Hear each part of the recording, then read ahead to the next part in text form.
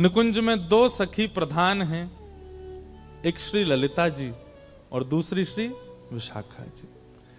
श्री ललिता जी हमारे ब्रजमंडल में स्वामी श्री हरिदास जी के रूप में प्रकट हुई और श्री विशाखा जी हमारे ब्रजमंडल में श्री हरिराम व्यास जी के रूप में प्रकट हुई। इन निकुंज की दो अली हैं, दो सखी हैं। वास्तव में ठाकुर जी को किशोरी जी को निहारनो प्रिय है। बहुत ध्यान से सुनियो सब लोग। ठाकुर जी की नित्य उपासना क्या है? किशोरी जी को निहारना, बस। पर किशोरी जी की नित्य उपासना ठाकुर जी को निहारना नहीं।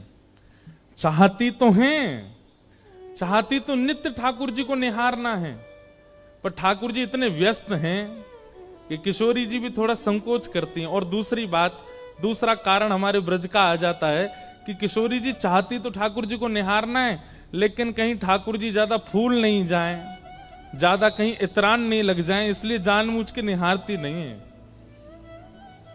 ठाकुर जी हमारे कैसे हैं? नेक अगर किशोरी जी बड़ाई कर दें तो ठाकुर जी फूले नहीं समा में।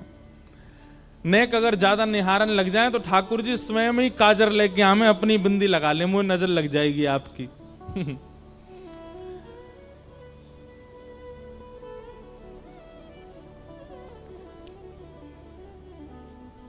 तो ठाकुर जी का नित्य उपासना किशोरी जी के दर्शन है और किशोरी जी की नित्य उपासना ठाकुर जी के दर्शन है, पर नित्य निहारती नहीं। तब किशोरी जी क्या करती हैं? वे सन्मुख बैठा करके श्री ललिता जी को देखती हैं और विशाखा जी को देखती हैं। ललिता और विशाखा जो हैं, ये किशोरी और ठाकुर जी के ही रूप की परछाई से उनके सामने लीलाएं करती रहती हैं। जैसे जब जब श्याम सुंदर की याद आती है तब तब ललिता विशाखा लीला करती हैं और लीला करके किशोरी जी को दिखाती हैं। ललिता जी श्री किशोरी जी बनती हैं और विशाखा जी श्री श्याम सुंदर बनती हैं, और ये दोनों लीला करके दिखाती हैं। उसी से किशोरी जी का मन प्रसन्न होता है। तो ऐसा कह दें तो कोई अतिशयोक्ति नहीं कि ठाकुर जी की उपासना किशोरी जी का दर्शन और किशोरी जी की उपासना ललिता विशाखा का दर्शन। वो नित्य निहारती हैं दोनों को। कितनी बड़ी सौभाग्यवती हैं कि अपलक नेत्रों से किशोरी जी निहारती हैं उनको। ललिता जी का तो प्रादुर्भाव ही किशोरी जी के प्रतिबिंब से हुआ। ऐसी कथा आती है कि एक बार निकुंज में ठाकुर जी बोले, हे श्यामाजू चलो आपको श्रृंगार मैं करूंगा। और जब जब किशोरी जी को श्रृंगार ठाकुर जी ने किया है तब तब किशोरी जी को अपनो ही रूप भायो है। जैसे हर किसी को अपने आप को श्रृंगार के बाद देखने की इच्छा होती है, हम कैसे लग रहे हैं। अन्य दिन तो सखियां तैयार करती हैं, कभी कीर्ति मैया श्रृंगार करती हैं, कभी श्री जी स्वयं भी श्रृंगार करती हैं, परंतु अन्य दिन तो किशोरी जी स्वयं को श्रृंगार करके प्रतिबिंब में देखती हैं, दर्पण में देखती हैं और फिर आगे लीला में चली जाती हैं। पर जिस दिन ठाकुर जी श्रृंगार करके जाते हैं किशोरी जी का, किशोरी जी प्रतिबिंब के सामने ही बैठी रहती हैं, स्वयं को ही निहारती हैं। आज ठाकुर जी ने किशोरी जी का श्रृंगार किया, पत्रावली पधराई, आंखन में काजर लगायो, सुंदर निज कर गूथ सुमन के गजरा, ये अपने ही हाथ पहरावत है। तू है सखी बड़ भाग बड़ी, नंदलाल तेरे घर आवत है। जैसे घर में देखा है ना, कभी बहनें बैठी हैं एक दूसरे के केश गूंथती हैं, ऐसे किशोरी जी बैठी हैं और ठाकुर जी उनके केश गूंथ रहे हैं। और किशोरी जी को आज इतना सुख मिल रहा है, इतना इतना आनंद है, पर प्रकट नहीं करती हैं। ठाकुर जी ने श्रृंगार किया और सुंदर पुष्प ला करके किशोरी जी के केशन में ऐसे सुंदर सुंदर गुच्छ बना करके श्रृंगार किया, और जैसे ही दूर से प्रतिबिंब लेकर के श्याम सुंदर आए, बोले हे श्यामाजी विराजो, देखो मैं आपको दर्पण दिखाऊं। और जैसे ही ठाकुर जी ने प्रतिबिंब दिखायो, किशोरी जी तो निहारती रह गई अपने स्वरूप को। अब ठाकुर जी जैसे ही दर्पण दूर करें, किशोरी जी के नहीं या कुछ सामने ही रहने दो, यहीं स्थिर कर दो। ठाकुर जी कह रहे हैं वाह, अपने रूप को निहार रही हो? बोले अपने रूप को ना निहार रही, या रूप में चढ़े भये श्रृंगार को निहार रही हूं, और वो श्रृंगार कैसे कियोगे वो चिंतन कर रही हूं। अब तो इतना सुंदर लग रहा है किशोरी जी को अपना स्वरूप की वो ठाकुर जी को भी कह रही है ना कि दूर बैठो, मुंह देखन दो।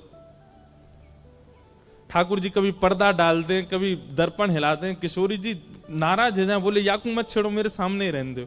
अब तो किशोरी जी कुंज में भी जा रही हैं तो वहां पर भी ऐसे ऐसे दर्पण लगाएं कि जहां किशोरी जी नजर घुमाएं अपनो ही प्रतिबिंब देख रही हैं। ठाकुर जी बोले इतनो प्रिय लगो आपको मेरे द्वारा किए गए श्रृंगार, क्यों ना या श्रृंगार के स्वरूप को स्तब्ध स्थिर कर दिया जाए। और तभी किशोरी जी अपनी स्वरूप को देख करके बोली हे ललिते। और जैसे ही अपने स्वरूप को ललिते कहो है, तो किशोरी जी को जो प्रतिबिंब है वो प्रतिबिंब ही श्री ललिता जी के रूप में प्रकट है गया। श्री ललिता अली, ललिता सखी आ गए।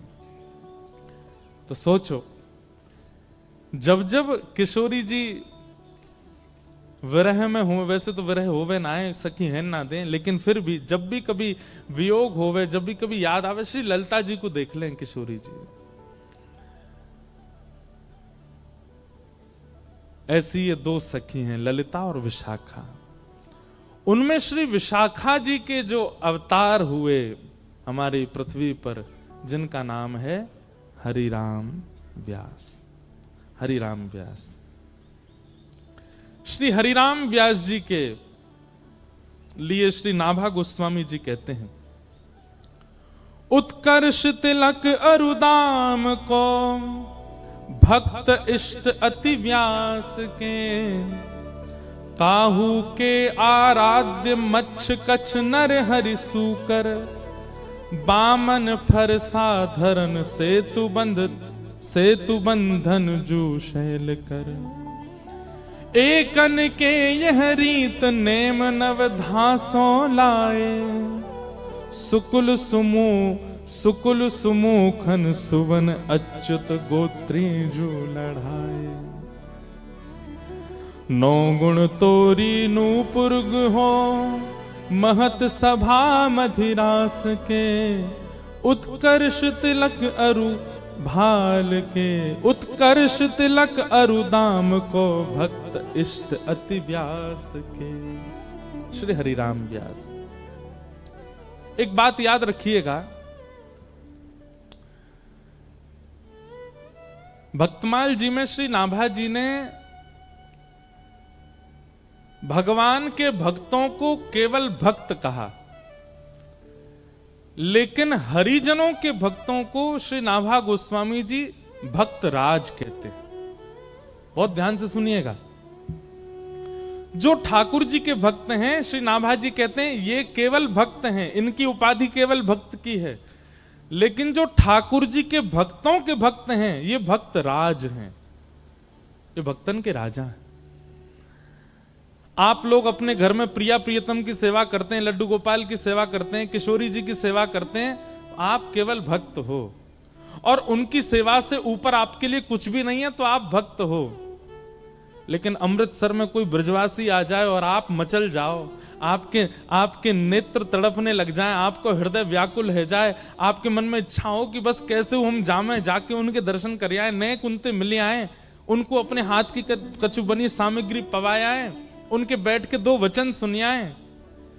ठाकुर जी से भी अति प्रेम यदि हरिजनों से है तो श्री नाभा जी आपको भक्त राज कहेंगे, ये भक्तन के राजा। और एक बात हम आपसे स्पष्ट कह दें, ठाकुर जी से प्रेम करना सहज है, पर हरिजनों के प्रति प्रेम होना ये सबसे कठिन है। हरिजनों से प्रीति नहीं हो पाती।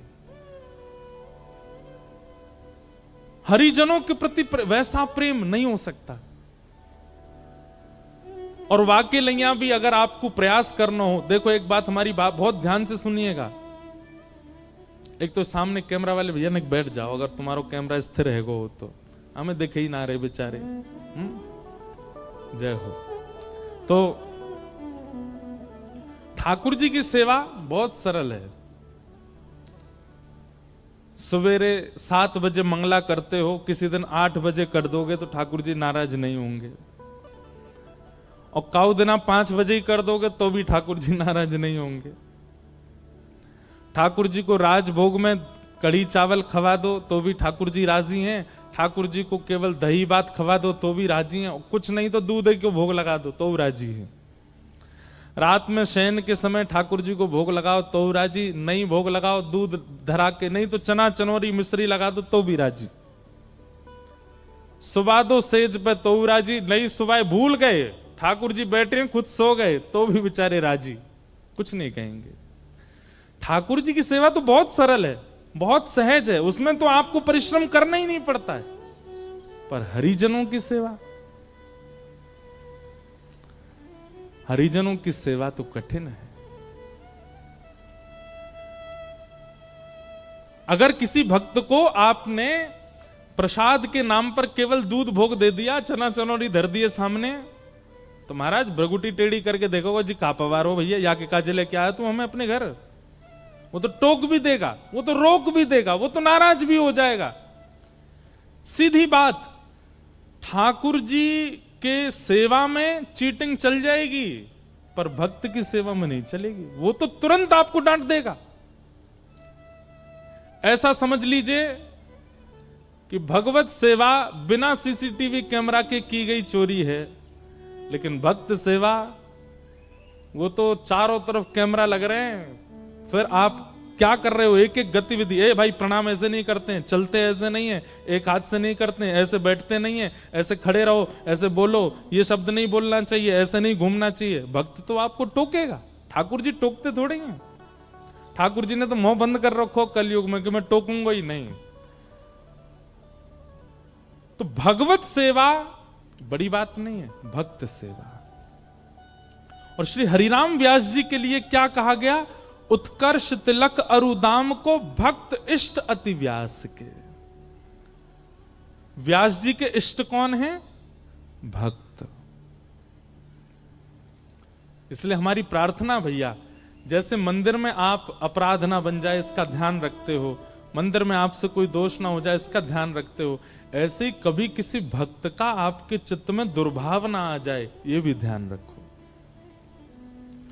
कोई तिलकधारी हैं, कोई कंठी पहने हैं, कोई ब्रज से प्रेम करने वाले हैं, और उनकी किसी भावना पर आपके चित्त में प्रश्न चिन्ह आता है कि ये कैसे कर रहे हैं, ये अपराध है।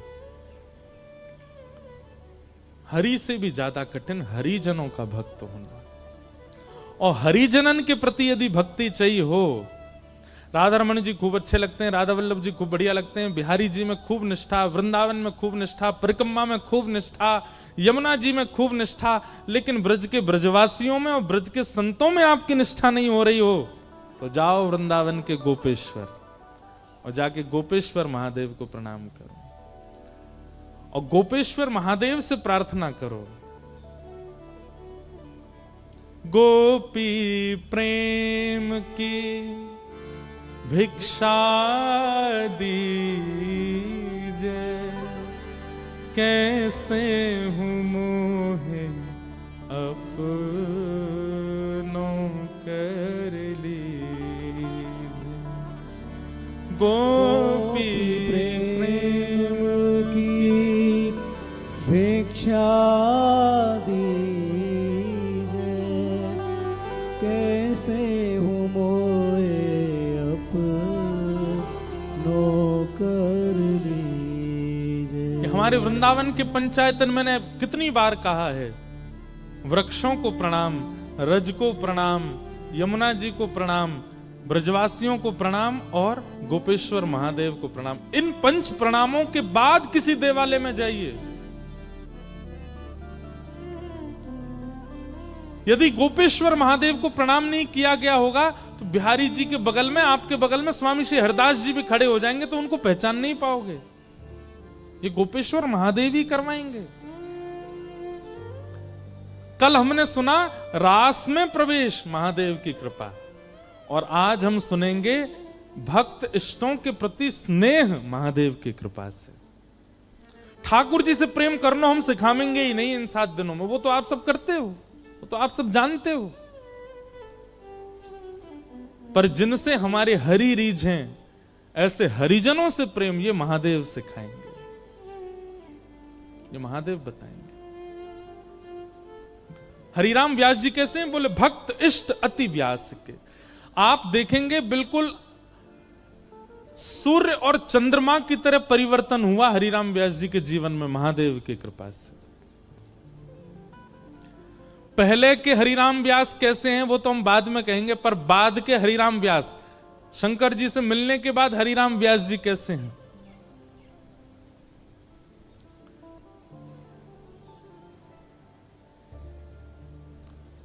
हरिराम व्यास जी संतों की खूब सेवा करते थे, और हरिराम व्यास जी के ठाकुर जी कौन से हैं? जुगल किशोर को लाड़ लड़ायो, नवल कुंज ही माहे, कुंज निकुंजन की रज धारे, व्यास युगल यश गाय, वृंदावन प्यारो वृंदावन, श्री वृंदावन। आप लोग आश्चर्य करेंगे, और ये हम किसी के इष्ट को या किसी परंपरा को हम कोई गलत नहीं बोल रहे हैं, पर हमारे वृंदावन के सप्तनिधियों में जितने भी ठाकुर प्रकट हुए सब एक एक ही प्राप्त हुए। रूप गोस्वामी को गोविंद देव मिले, सनातन गोस्वामी को मदन मोहन मिले, गोपाल भट्ट गोस्वामी जी को राधा रमण मिले, और कौन से रह गए बीच में हैं? हितरवंश महाप्रभु जी को राधा वल्लभ जी मिले, मधु पंडित जी को गोपीनाथ जी मिले। सबको ठाकुर अकेले अकेले ही मिले। किशोरी जी तो गादी जी के रूप में मिली, चूड़ामणि के रूप में मिली, लेकिन एकमात्र ऐसे श्री हरिराम व्यास हैं जिनको जुगल प्राप्त हुए, जुगल किशोर पिले, जिनके लिए किशोरी जी भी प्रकट हो गई। इसीलिए श्री हरिराम व्यास जी गाते हैं, किशोरी तेरे चरणन की रज पाऊं, किशोरी तेरे चरणन। मैं कान पकड़ के क्षमा मांगते हुए कह रहा हूं, हमारे वृंदावन की आचार्य परंपरा में अगर किशोरी जी सहित ठाकुर जी मिले तो केवल हरिराम व्यास को, क्योंकि महादेव की कृपा से।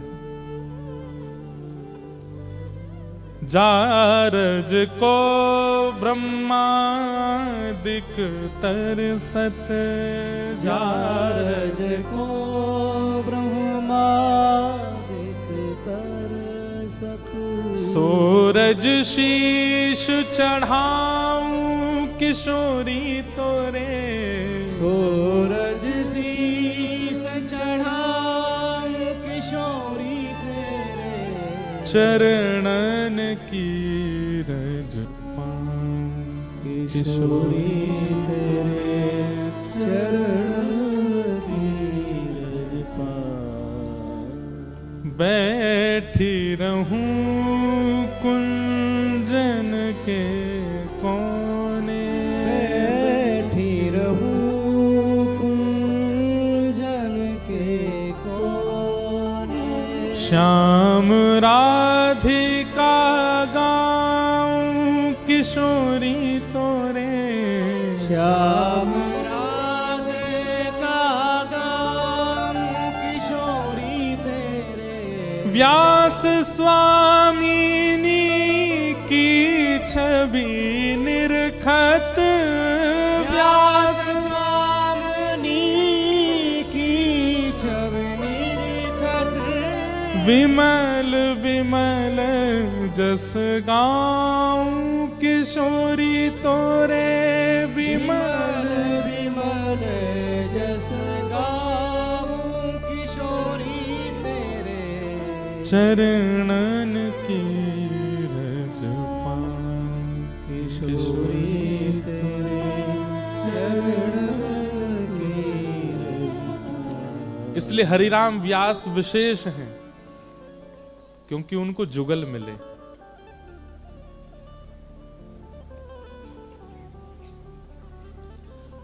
तो श्री विशाखा जी ये प्रकट हुई कलयुग में हरिराम व्यास जी के रूप में, और आपका जन्म हुआ ओरछा के एक शुक्ल परिवार में, एक दिव्य ब्राह्मण कुल में आपका जन्म हुआ।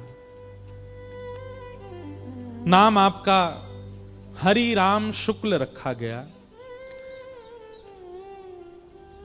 हरिराम शुक्ल। हमने पूरा चरित्र लिख भी रखा अपने पास, आज सुनाते हैं प्रेम से। अच्छा, कई लोग ना वो बहुत जल्दी आके बैठ जाते हैं कथा में, आगे आगे बैठ जाते हैं, फिर बीच में उठ के जाते हैं। ऐसों से हमारी प्रार्थना कि आप जिनको जल्दी जाने का होता है ना, 6-7 बजे जिनको जाना ही है, वो पीछे ही बैठ जाए करो। आप कब आए कब गए किसी को पता नहीं चले, लेकिन जो बेचारे पूरी कथा सुनने के भाव से बैठे उनको विक्षेप नहीं हो। अवर और प्रवर 2 प्रकार के श्रोता बताए गए भागवत जी में। व्यास के आने से पूर्व आवे और व्यास के जाने के बाद जावे, उसी को प्रवर श्रोता कहते। हम हैं तो बालक ही, यहां से नीचे तो हमें खूब आप जो है गले में गलवैया डाले घूमो, लेकिन जब मंच पे बैठते हैं उतनी देर व्यास हैं, उतनी देर आपको ये बात तो याद रखनी चाहिए कि आप कम से कम व्यास के जाने के बाद जाओ। तो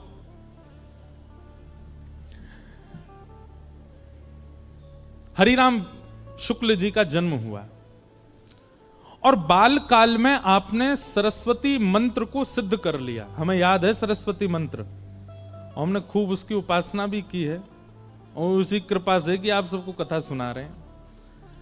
तो सरस्वती दिव्य मंत्र की आपने इतनी उपासना की, इतनी उपासना की, नवरात्रों में आप केवल अन्न जल त्याग करके जल और केवल कुछ फलाहार लेकर के सरस्वती मंत्र की उपासना करते थे। और उससे ऐसा हुआ कि व्यास हरिराम शुक्ल जी के जिह्वा पर वाग देवी सरस्वती साक्षात विद्यमान हो गई। उसका प्रभाव यह हुआ कि आपने अध्ययन करके स्वयं को इतना विद्वान बना लिया कि आप जिस जगह जाते वहां के विद्वानों को हरा देते। काशी में जिस गुरुकुल में आप पढ़े थे, उस गुरुकुल में सब विद्वानों ने मिलकर के सारे छात्रों में से आपको चुना और चुन करके मंच पर बुला करके आपकी विद्वत्ता से प्रसन्न होकर के आपको व्यास की उपाधि प्रदान की। इसलिए नाम पड़ गया हरिराम व्यास। हरिराम व्यास। एक दिन हरिराम व्यास जी के मन में आया कि क्यों ना मैं पूरी पृथ्वी पर दिग्विजय करूं। अच्छा, एक तो विद्वान, दूसरे रूपवान, सुंदर रूप भी था, और तीसरा ओरछा के एवं ओरछा के आसपास के राजघरानों के ये कुलगुरु भी थे। सब राजा इनके आगे हाथ जोड़े खड़े रहते थे। भागवत जी कहती हैं, कम आयु का होना, बहुत योग्यताएं प्राप्त कर लेना, बहुत सम्मान मिल जाना, स्वरूप का होना और सत्संग का ना होना, यह पतन का कारण बन जाता है। आप रूपवान हैं लेकिन सत्संग नहीं करते हैं तो आप रूप गर्विष्ठ हो जाओगे। आप धनवान हो लेकिन सत्संग नहीं करते तो धन का अहम आपके अंदर से कभी नहीं जाएगा। आप योग्यताओं से परिपूर्ण हो, विद्वान हो, गाना आता है, नाचना आता है, या कोई भी कलाओं से निपुण हो, लेकिन सत्संग नहीं है तो वो कला आपको एक दिन गिरेगी नीचे। इसलिए कितनी भी योग्यताएं हो, उन योग्यताओं के साथ सत्संग आवश्यक है जीवन में। हरिराम व्यास जी के पास सब कुछ था, सत्संग ही नहीं था। एक दिन हरिराम व्यास जी के मन में आया कि विद्वान तो हम हैं ही, इतने राजा हमारे चेला हैं, रूपवान भी सब कुछ है, क्यों ना दिग्विजय की जाए, पूरे भारत में मुझसे बड़ा कोई विद्वान ना हो ऐसी घोषणा करवा दी जाए, और उसके लिए क्या करना पड़ेगा? बड़े बड़े विद्वानों के पास जाकर के हमको शास्त्रार्थ करना पड़ेगा। सब लोग इधर देखो, सावधानी से सुनो।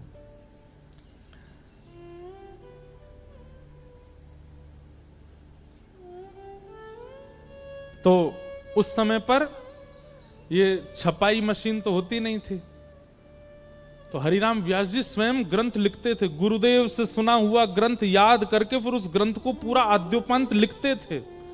और ऐसे ग्रंथों की अनेकों बैलगाड़ियां उनके साथ में ही चलती थीं। लोग बागों के बक्साओं में कपड़ा रहते, लेकिन उनकी बैलगाड़ियों में ग्रंथ ही ग्रंथ रहते, और स्वयं लिखित ग्रंथ।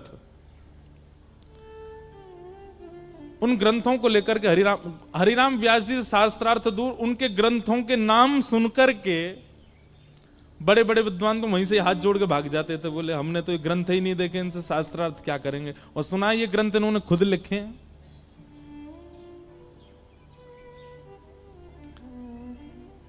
बाल्यकाल में आप लोगों ने एक चतुर ब्राह्मण की कथा सुनी होगी, उसका नाम था तेनालीराम। सुनी? याद किसी को भी नहीं होगी कोई कथा, पर तेनालीराम की कथा सबने सुनी है। तेनालीराम एक बार एक राजा के यहां गए, और वहां राजा के यहां एक बहुत बड़ा कोई विद्वान आया, और उसने पहले से ही अपने शिष्यों को भेज करके कहा कि हम राजा को कह दीजिए हम उसके यहाँ के विद्वानों को हराने आ रहे हैं और उसके कुलगुरु बनने आ रहे हैं। तो राजा बोले भैया हमारे गुरुजी तो कहीं गए हुए हैं और ये विद्वान आ रहा है, आकर के सबको हरा देगा, खुद आकर के हमारा गुरु बन जाएगा, इसको कैसे रोका जाए। तो तेनालीराम, एक तो होता है कि अनपढ़ गंवार, एक होता महागंवार, एक होता वज्र गंवार। वज्र बिल्कुल कुछ जानते ही नहीं है। तो तेनालीराम बोले हम लड़ेंगे, हम शास्त्रार्थ करेंगे। तो राजा बोला आपको आता है सब? बोले वो तो हम बाद में बताएंगे हमको क्या क्या आता है, आप तो केवल उसके सामने हमको शास्त्रार्थ करने दो। तो सामने वो विद्वान आकर के बैठ गया। विद्वान आकर के बोला हां जी, किस विषय पर शास्त्रार्थ होगा? तो तेनालीराम बोले जो तुमको विषय बढ़िया लगता हो वहां से प्रारंभ करो। तो विद्वान बोला हमारी छोड़ो, आप बताओ कोई शास्त्र का नाम, उस पर करेंगे। तो तेनालीराम ऐसे व्यंग में हंसने लगे, बोले हमारे शास्त्र पर तुम बोलने की अभी काबिलियत नहीं रखते, तुम बोलो, हम उस पर बोलेंगे। बोले नहीं नहीं नहीं, अब तो तुम्हारा ही शास्त्र सुनना है मुझे। कौन सा शास्त्र है? तो तेनालीराम बोले ठीक है, तो हम बता दें? बोले हाँ। बोले तिलकाष्ठ महिषबंधनम, चलो इस विषय पर चर्चा होगी। विद्वान बोलो कौन सा शास्त्र? बोले तिलकाष्ठ महिषबंधनम। तिलकाष्ठ महिषबंधनम। अब सामने जो विद्वान बैठा था उसने अपने चेलाओं को देखा, बोले ये शास्त्र तो हमने कभी सुना ही नहीं। तो सब चेला बोले गुरुजी भलाई इसी में कि यहां से ऐसे ही चल दो, कहीं हमने शास्त्रार्थ किया और आपने शास्त्र का ही नाम नहीं सुना और इसने कहीं दो चार और बातें बोल दी, आपसे उत्तर नहीं देवा तो नाक और कटेगी हमारी। तो बेचारा वो विद्वान, उसको लगा कि भैया हमने तो इस शास्त्र का नाम ही नहीं सुना। तेनालीराम ने उसको खूब सुनाई, खड़ी खोटी सुनाई, और कहा आ जाते हैं, आइंदा कभी मत आना इस नगर की ओर, तो मुंह उठा के भी मत देखना, देख लेना एक शास्त्र बोला, अभी तो ऐसे मुझ पर 56 करोड़ शास्त्र और रखे हैं। विद्वान बोला क्षमा कर दो, हम जा रहे। चला गया। पीछे राजा बैठा था, राजा के पास भी विद्वान तो बहुत थे। सब विद्वानों ने घेर लिया तेनालीराम को, बोले अरे ये तिलकाष्ठ महिषबंधनम ये कौन सा शास्त्र है? बोले कोई शास्त्र नहीं है, तिलकाष्ठ मतलब तिल को ठठुआ, और महिषबंधनम मतलब भैंस को बांधने वाली रस्सी। हमने उसी को संस्कृत में बोल के कह दिया इस शास्त्र पर शास्त्रार्थ करो, और डर के मारे भाग गया। राजा बोला भैया तुम विद्वान तो नहीं हो लेकिन बुद्धि तुम्हारी खूब तेज है। और फिर एक विद्वान के द्वारा तेनालीराम को फिर अध्ययन करा के विद्वान बनवाया। तो शास्त्रों का नाम उल्लेखित करके उस पर शास्त्रार्थ होता था। हरिराम व्यास जी की तो पोथियों के नाम पढ़ करके विद्वान घबरा जाते थे। किसी ने कहा बोले आप कहां पूरे विश्व पर दिग्विजय करेंगे, भारत में सर्वश्रेष्ठ स्थान काशी। ऐसा कहते हैं काशी जो है ना वो देवाधिदेव महादेव की जिह्वा है। क्या है? जिह्वा। काशी में जब ब्राह्मण बोलते हैं तो उनके स्वर को उनका स्वर ना माना जाए, वो महादेव का ही स्वर है। इसलिए काशी के स्वर अलग ही हैं। चाहे वहां गाने वाले हों, चाहे वहां ब्राह्मण बोलने वाले हों, वहां के वेद मंत्र पाठ करने वाले ब्राह्मणों को आप सुनिए, वहां के बड़े बड़े विद्वानों को, वो पूरे विश्व से अलग ही हैं। काशी में भगवान की, शिव की जिह्वा मानी जाती है। हरिराम व्यास जी अपनी वही 5-6 बैलगाड़ियों में भरे हुए ग्रंथ और दुनिया भर के दिग्विजय के पत्र लटका रखे थे, यहां जीते वहां जीते, वो सब उन पर लटके हुए थे। जैसे आजकल लोग गाड़ियों पर लिखवा लेते हैं, जो भी उनकी श्रेष्ठता होती है वो गाड़ी पर लिखी रहती है, चाहे महामंडलेश्वर हो, चाहे एमएलए हो, चाहे विधायक हो। हरिराम व्यास जी पूरी बैलगाड़ियों पर लगवा करके और पहुंच गए। सब ब्राह्मण समझ गए, बोले भैया ये हरिराम व्यास को व्यास से जीतना सामान्य बात नहीं है, ये बहुत विद्वान है। वाग्देवी सरस्वती की कृपा है इनके ऊपर, इन्होंने सरस्वती मंत्र को अभिमंत्रित कर रखा है, इनकी जिह्वा पर सरस्वती नर्तन करती है, कैसे जीतेंगे हम इनसे? सब ब्राह्मण व्याकुल होकर के देवाधिदेव महादेव शंकर के पास गए और कहा कि हे महादेव, हमारी हार हो हमें स्वीकार, पर काशी की हार ये तो आपकी हार मानी जाएगी ना, क्योंकि यहां तो सब ब्राह्मण आपकी वाणी है, कृपा कीजिए। सब ब्राह्मणों ने जाकर के प्रार्थना की कि हे महादेव अब आप ही हमारी रक्षा करो। हरिराम व्यास आ रहे हैं। हरिराम व्यास जी की शोभा यात्रा निकली महाराज, पूरा काशी पुष्प भी बरसा रहे हैं, तो थर थर कांप करके बोले कि अब ये हरा के जाएंगे हमको।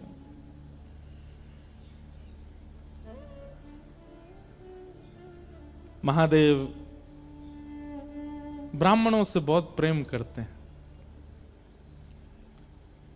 बंधुओं, ब्राह्मणों से प्रेम करने का कारण भी, मैं कोई जाति विशेष पर बोलूं ऐसा मेरा भाव नहीं, पर ब्राह्मण की जीविका ठाकुर जी ही हैं। वो ठाकुर जी को गाता है, ठाकुर जी को भजता है, ठाकुर जी को तैयार करवाएगा ब्राह्मण, ठाकुर जी पे पुष्प चढ़वाएगा ब्राह्मण, ठाकुर जी की आराधना करवाएगा ब्राह्मण, ठाकुर जी के सब क्रियाकलाप इस संसार में करता ही ब्राह्मण है, तो उससे प्रेम होना सहज है ठाकुर जी का। भले ही उससे अपना घर चलाता है, लेकिन ठाकुर जी का सबसे ज्यादा ध्यान ब्राह्मण ही रखते हैं, इसलिए ठाकुर जी को बहुत प्रिय है।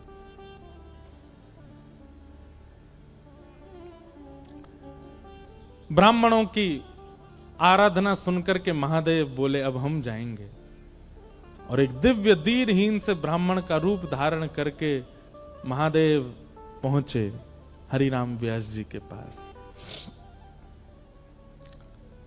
व्यास जी संध्या से निवृत्त होकर के प्रसाद आदि पाकर के बैठे थे, प्रतीक्षा कर रहे थे कोई शास्त्रार्थ करने आए। बाहर द्वार पर 2 सेवक खड़े थे, तभी शंकर जी ने जाकर के कहा प्रणाम, हम व्यास जी से मिलने आए हैं। सेवकों ने भीतर जाके कहा, बोले महाराज द्वार पर एक ब्राह्मण आया है। हरिराम व्यास जी बोले बुलाओ बुलाओ बुलाओ, उससे तो हमको शास्त्रार्थ करना है।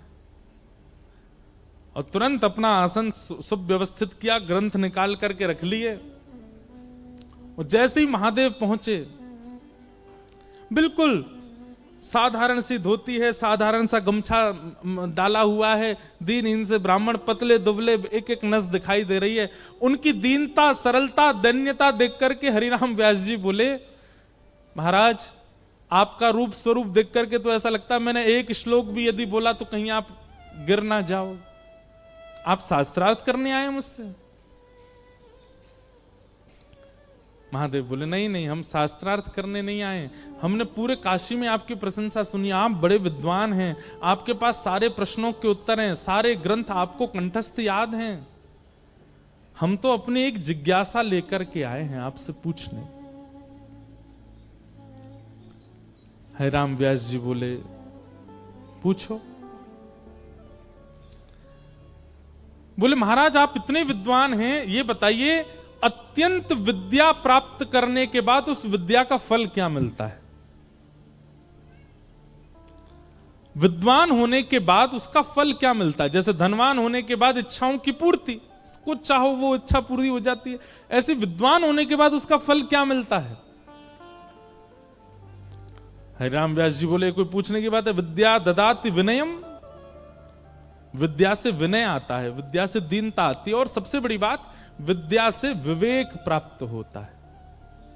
विवेक किसे कहते हैं? सही और गलत की पहचान, इसको विवेक कहते हैं। बहुत ध्यान से सुनिएगा, एक कैसा ट्रांसफॉर्मेशन है हरिराम व्यास जी के जीवन में। कहां वो पूर्व के हरिराम व्यास और कहां वो बाद के हरिराम व्यास? महादेव की कृपा। हरिराम व्यास जी बोले विवेक होता है, विद्या से विवेक की प्राप्ति होती है। अच्छा, विवेक किसको कहते हैं? बोले सही और गलत की पहचान, इसको विवेक कहते हैं।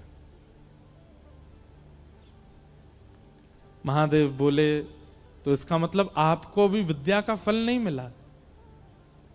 हरिराम व्यास जी बोले मतलब? बोले मुझे आपका विवेक विवेक सा लगता नहीं है। क्यों? क्योंकि आपने अपनी विद्या से, आपने अपनी विद्वत्ता से अपनों से नीचों को हराना उचित समझा है, ना कि उस विद्वत्ता से किसी का भला करना। आपने किसी के घर को प्रसन्न नहीं किया होगा, आपने किसी के घर को आनंदित नहीं किया। जितने ब्राह्मणों से अभी तक आप मिले सबको रुलाया ही आपने, यह आपका विवेक है। आप विद्वान केवल इसलिए बने हैं ताकि आप पूरे विश्व को हरा सकें, सबसे जीत करके सबके कुलपति बन सकें, और यह विद्या का फल तो नहीं होता।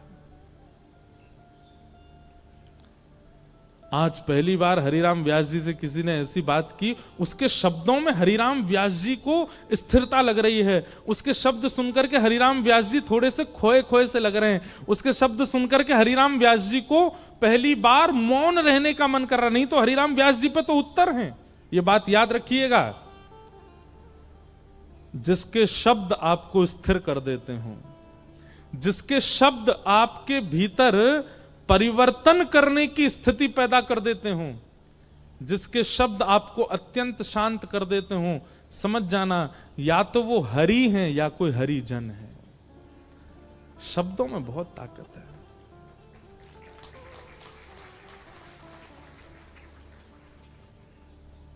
अगर मुझसे पूछा जाए पूरे विश्व को कौन चला रहा है, तो शब्द। यहां जितने लोग बैठे हैं, कई लोग अपने जीवन में बहुत उपलब्धियां प्राप्त कर लेंगे शब्द की कृपा से। कई लोग अपने जीवन में वृंदावन की प्राप्ति कर लेंगे शब्द की कृपा से। कई लोग अपने जीवन में विरक्तता को प्राप्त कर लेंगे शब्द की कृपा से। और क्षमा कीजिएगा, कई लोग दुष्ट बन जाएंगे, कई लोग राक्षस प्रवृत्ति के हो जाएंगे, वह भी शब्द से। शब्द। हरिराम व्यास जी ने तुरंत हाथ जोड़े, बोले महाराज मुझे तुरंत सत्य बताइए, आप कौन हो? आप कोई सामान्य नहीं हो, आपका परिचय क्या है? और जैसे ही कहा आपका परिचय क्या है, इतने में ही जटा जूट धारी, त्रिपुंड मस्तक पर लगा है, त्रिनेत्रम त्रिशूल हाथ में लेकर के, गले में सर्पों की माला, आहा चिदानंद रूप शिवोहम शिवोहम चिदानंद रूप शिवोहम।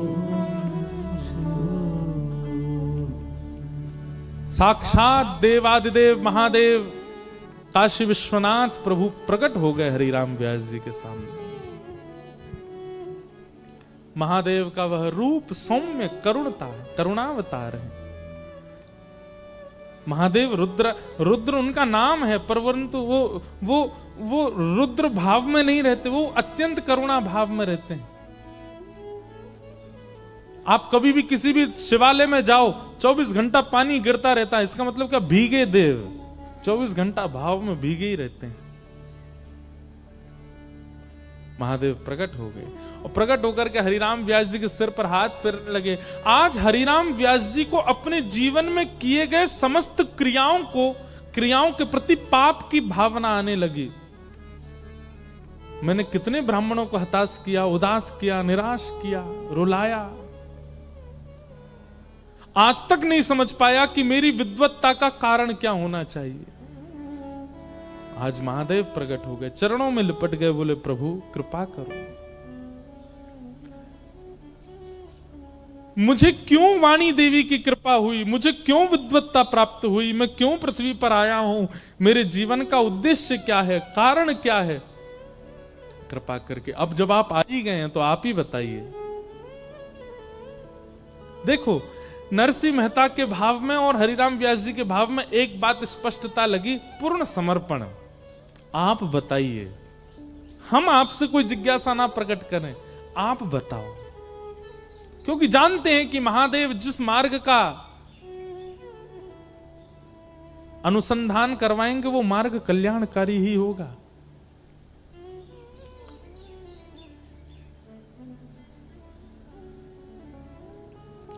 महादेव हाथ फेर करके हरिराम व्यास जी से कहते हैं, व्यास जी, उमा कहूं मैं अनुभव अपना, सत हरि भजन जगत सब सपना, सत हरि भजन जगत सब सपना। हे हरिराम व्यास, इस संसार में कितनी भी उपलब्धियां प्राप्त कर लो, तुम हमेशा अपने आप को अपूर्ण ही समझोगे। चाहे कितनी भी विद्वत्ता आ जाए, चाहे कितना भी धन आ जाए, कितना भी ऐश्वर्य आ जाए, कितनी भी योग्यताएं जीवन में आ जाए, आपको परिपूर्णता का अनुभव कभी नहीं हो सकता, क्योंकि ये सपना है और सपना कभी पूर्ण नहीं होता, वो अपूर्ण ही रहता है। ठौर तो केवल एक ही जगह मिलती है, स्थिरता तो केवल एक ही जगह मिलती है, चित्त को शांति और विश्राम तो एक ही जगह मिलता है। कहां? हरि चरणार बिंदों में। और व्यास जी, तुम कोई सामान्य जीव नहीं हो, तुम कोई सामान्य मानव नहीं हो, तो कौन हो? अरे नेत्र बंद करो, विचार करो, अपनी पूर्व की लीला का दर्शन करो। और हरिराम व्यास जी ने जैसे ही नेत्र बंद करके देखा, जैसे स्मृति में आया, तो क्या पाया? स्वयं को निकुंज में श्री विशाखा अली के रूप में देखा। महादेव ने दर्शन कराया कि तुम तो पूर्व की विशाखा सखी हो। ये व्यास बनना और पूरे विश्व को पराजित करना, ये तुम्हारा स्वरूप नहीं है। तुम्हारा स्वरूप तो वृंदावन को प्रतिष्ठित करना है। वृंदावन की महिमा बढ़ाने के लिए ठाकुर जी ने तुमको इस पृथ्वी पर भेजा है। हे विशाखा, हे हरिराम व्यास, अपनी विद्वत्ता से वृंदावन चंद के यश को गाओ, श्री युगल सरकार के यश को गाओ, और सबसे बड़ी बात, वृंदावन के यश को गाओ।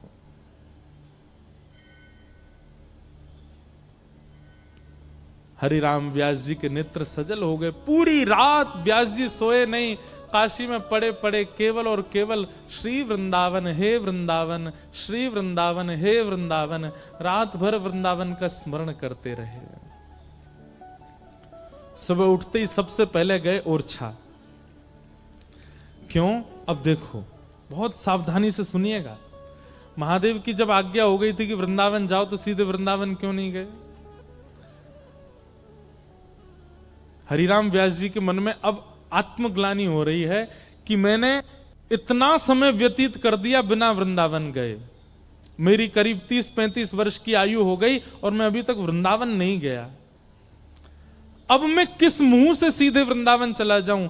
मैं मेरी श्यामा जी को, अपनी किशोरी जी को, जबकि उन्हीं की सखी हैं, उनको कैसे मुख दिखाऊं कि मैं धराधाम पर आकर के यहाँ की माया में इतना तल्लीन हो गया कि भूल ही गया कि मैं तो नित्य सहचरी हूं। अब किसी गुरु के जैसे अपराध करने के बाद में ये होता है ना, कोई बड़ा हमारी होड़ लेवे, कोई बड़ा हमारी साइड लेकर के हमारे आगे आगे चले और हमारी वो हमारी थोड़ी अर्जी लगा दे कि इसको क्षमा कर दो। तो अब गुरु की इच्छा, आज पूरे विश्व का गुरु बनने वाला स्वयं शिष्य बनना चाह रहा है।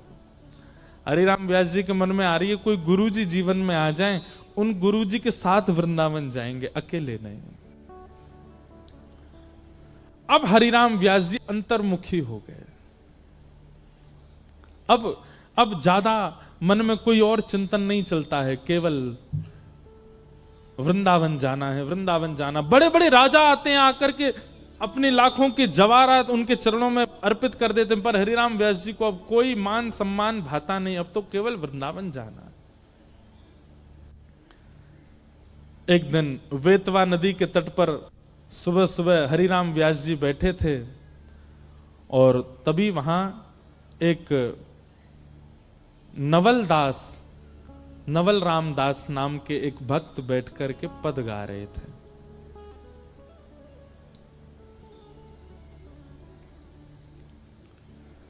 आज अति राजत दंपति भोर, सुबह सुबह का राग गा रहे थे।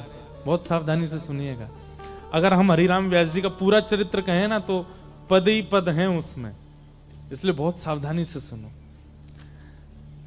हरिराम व्यास जी बैठे हैं बेतवा नदी के तट पर और तभी उनके कानों में ये स्वर गूंज रहा है, आज अति राजत दंपति भोर, आज अति राजत दंपति भोर। अर्थ क्या है पद का सुनो, नेत्र बंद करके सब लोग अनुभव करो। सुबह सुबह का समय है और दोनों दंपति यानी कि युगल सरकार अपनी शयन सेज पर उठ करके बैठे हैं शयन के बाद। और कैसे लग रहे हैं दोनों? सूरत रंग के रस में भीने, सूरत रंग के रस में भीने, नागरी नवल किशोर, नागरी नवल किशोर, आज अति राजत दंपति भोर, आज अति राजत दंपति भोर। आसन पर भुज दिए विलोकत, आसन पर भुज दिए विलोकत। एक दूसरे के गले में गलवैयां डाल रखी है श्री राधा वल्लभ बिहारी जी ने और एक दूसरे के मुखमंडल को देख रहे हैं। आसन पर भुज दिए विलोकत, आसन पर भुज दिए विलोकत। इंदु वदन विवियो, इंदु बदन विवियो। करत पान रस मात परस्पर, करत पान रस मात परस्पर। लोचन त्रसित चको, लोचन त्रसित चको। मानो श्री हरिराम व्यास जी को प्रत्यक्ष दिखने लगा। एक सेज पर युगल बैठे हैं, एक दूसरे के गले में गलवैयां डाले, एक एक अंग को मानो ऐसे पी रहे हो जैसी प्यासी जिह्वा जल का पान कर रही हो। नेत्र नेत्रों को देख रहे हैं, नासिका नासिका के सन्मुख है, गले में गलवैयां हैं, एक दूसरे, मानो जैसे एक श्याम वर्ण गौर वर्ण एक दूसरे में बस अभी मिल ही जाएंगे क्या। हरिराम व्यास जी को बेतवा नदी ओरछा में बैठे बैठे दिखने लगा यह प्रत्यक्ष शब्द झकझोर रहे हैं हरिराम व्यास जी के हृदय को।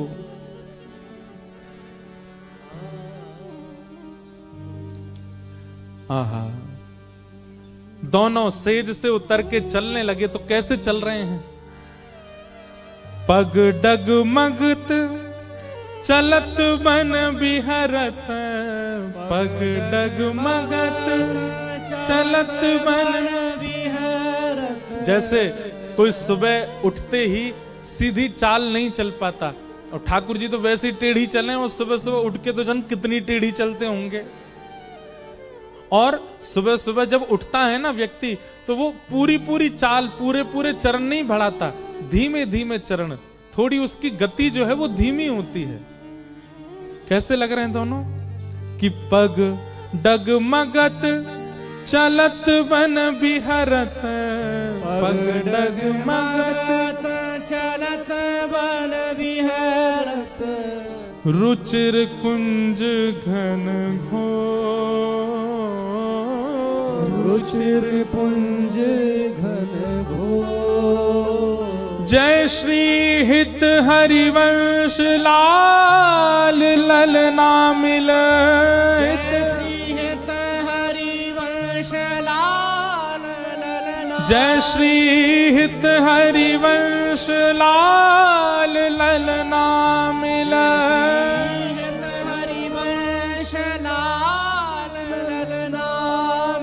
हियो सिरावत मोर,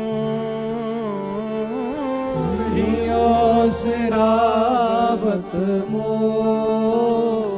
हाँ, हियो सिरावत मोर, हियो सिरावत मोर। आज अति राजत दंपति भोर, आज अति राजत दंपति भोर। हरिराम व्यास जी बैठे तो थे समाधि में, लेकिन जब नेत्र खुले तो रोम रोम मानो अश्रु जल से भर चुका हो। प्रश्वेत के बिंदु माथे पर आ गए, हृदय बिल्कुल व्याकुल, और यह शब्द मानो जैसे उनके कानों में ऐसे गूंज रहे हैं कि प्रत्यक्ष सामने सेज पर युगल सरकार बैठे हों। आप दौड़ करके तुरंत नवलदास जी के पास गए और जाकर के चरणों में गिर गए। बोले, भगवान,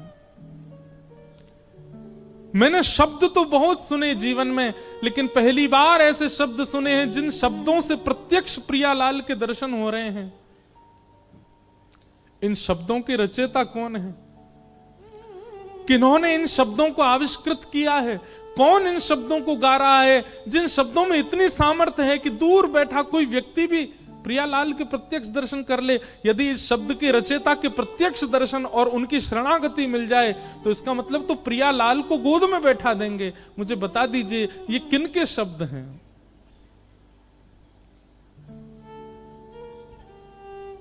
नवलदास जी मंद मंद मुस्काने लगे और कहे, व्यास जी ध्यान से सुनो। जय श्री हित हरिवंश लाल ललना मिल, जय श्री हित हरि, जय श्री हित हरिवंश लाल ललना मिल,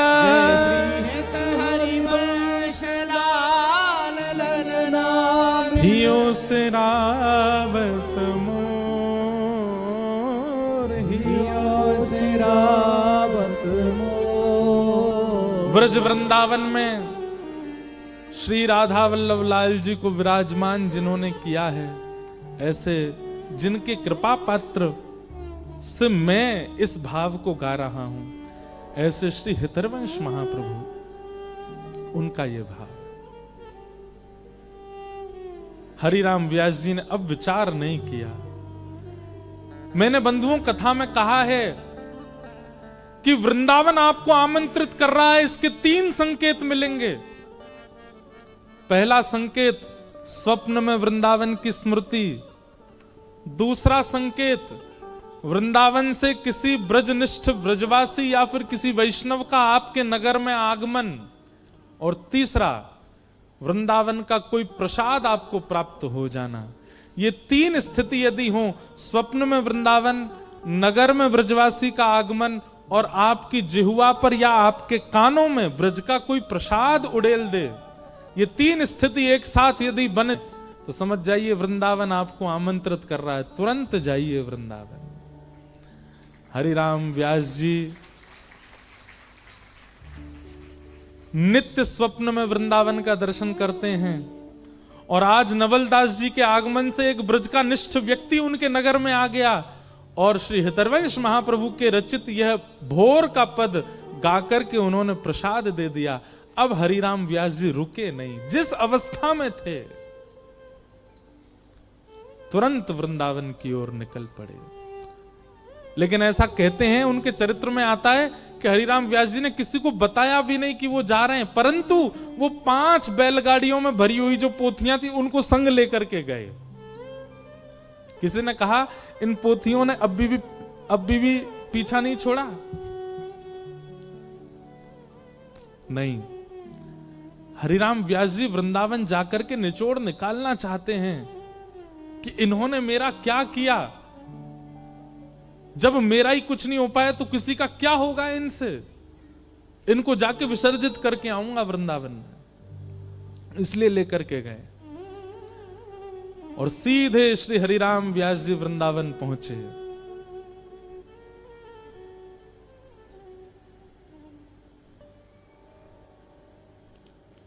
और वृंदावन में श्री राधा वल्लभ जी के मंदिर गए। राधा वल्लभ जी का दर्शन करके श्री हरिराम व्यास जी ने एक पद गाया। हमने कही ना, आज तो पदों की झड़ी लगेंगी हरिराम व्यास जी के चरित्र में।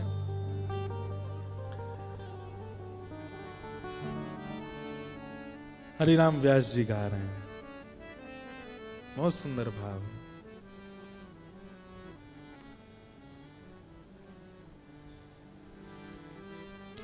राधा वल्लभ मेरो प्यारो, राधा वल्लभ मेरा प्यारो। प्रथम दर्शन किया है श्री राधा वल्लभ लाल जी का, और श्री हरिराम व्यास जी गा रहे हैं जय हो। क्योंकि देखो, राधा वल्लभ जी महादेव के ठाकुर जी, और श्री हरिराम व्यास जी को सेवा में भेजा भी किसने? श्री महादेव ने भेजा है। इसलिए प्रथम दर्शन करते ही चित्त में अपने आप शब्द प्रकट होने लगे। राधा वल्लभ मेरो प्यारो, राधा वल्लभ मेरा प्यारो। सर्वोपरि सबही को ठाकुर, सर्वोपरि सबही को ठाकुर। सर्वोपरि सबही को ठाकुर, सर्वोपरि सबही को ठाकुर। सब सुख दानी हम